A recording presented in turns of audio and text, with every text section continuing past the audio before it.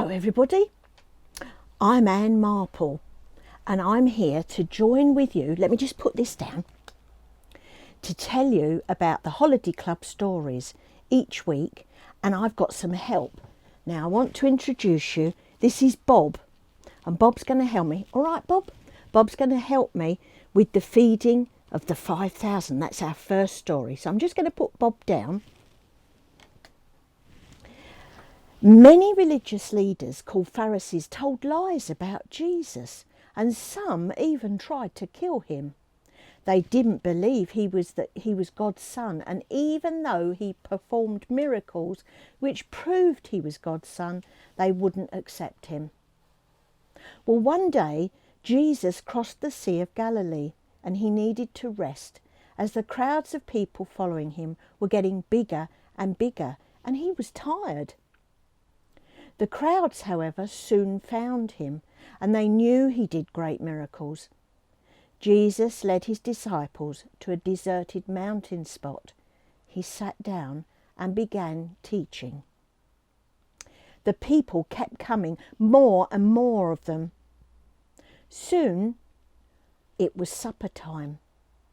Everyone was very hungry. Do you know what it's like when you're hungry? I certainly do. Jesus looked at the crowd and he asked Philip, one of his disciples, "Where can we buy bread to feed so many?" There were no supermarkets then, and they weren't in lockdown. Philip answered Jesus, "It will cost a fortune to feed this crowd." Jesus and his disciples didn't have a lot of money. Philip answered again, "I've said it will cost a fortune." Then Andrew, another disciple, said, "There's a small boy here who has 5 barley loaves and 2 small fish, and he is willing to share. But how can such a small lunch feed so many?"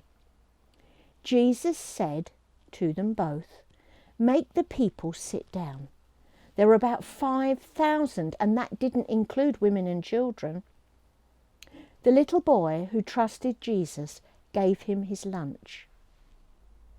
Jesus prayed and gave thanks to God, and he blessed the food.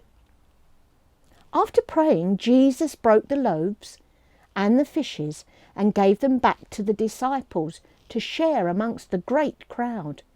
The people saw this miracle and everyone had enough to eat, and there were still loaves and fish left.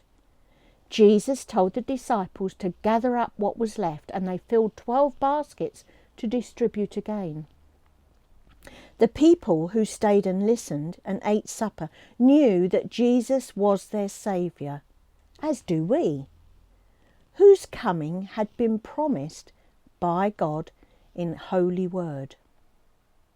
Well, thank you all for listening to the first story, and have you noticed what Bob has been holding while I was reading? It's called a memory verse, and it says, "Bring them here to me." Well, make a note of the memory verse, because you've got to find some clues, haven't you, during Holiday Club. Come back next Monday when I'll be waiting and ready to tell you another story and help you collect the next memory verse. Goodbye.